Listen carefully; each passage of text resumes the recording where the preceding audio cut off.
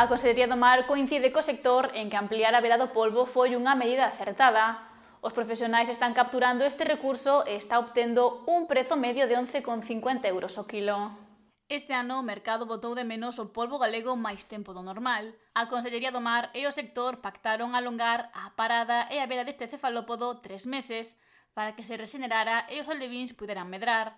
Hai 17 días que comezou de novo a campaña e o departamento dirixido por Marta Villaverde sostén que foi unha boa medida. Estamos totalmente, creo que coincidimos co sector que foi unha medida moi acertada, unha medida onde, cando o recurso vemos que ten problemas, hai que tomar medidas, tanto desde a administración como do sector, hai que consensualas, pero son medidas que, os feitos falan por sí solos.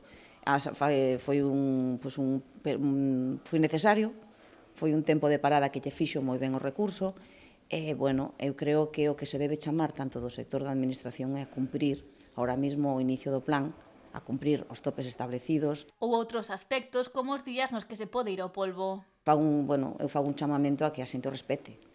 Tamén manifestar que vamos a ser contundentes coas medidas da xente que non o cumpla. É dicir, eu creo que o sector fixe un esforzo moi grande, a xente que todos os anos iba ao plan fixe un esforzo moi grande neses 3 meses de parada, e hai que respetalo, hai que respetar tanto os días, os topes, o recurso hai que respetalo. Xa miramos estes días que non todo o mundo está cumplindo, que se está incumplindo certos extremos do plan. Polo que sinala que é preciso facer un chamamento aos profesionais e seguir todo o que se recolle no plan de explotación do polvo. Respeten os topes e respeten os recursos, sobre todo, porque demostrado está, tal como salimos estes días, que o recurso fíxolle moi ben, non podemos ora botar pola borda en 4 días o que se levou traballado e os sacrificios que fixo o sector durante estes meses. O ideal é que durante estes meses se manteña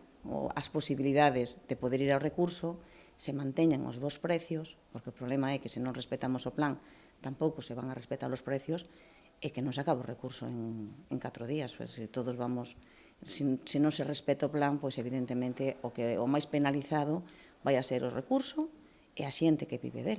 Afirma que está nun contacto constante co sector para avaliar cales son as mellores medidas para cuidar o recurso. Aquí hai que, digamos que os plans e as decisións, a planificación ten 3 patas, a biolóxica, a económica e a social. Entonces, sempre traballamos con eles para velar porque esas 3 patas manteñan ese equilibrio, que fagan sostible tanto o recurso como o sector que ten que vivir del. Dende que arrancou a campaña, as lonxas galegas comercializaron 213,1 toneladas de polvo que xeraron 2,4 millóns de euros.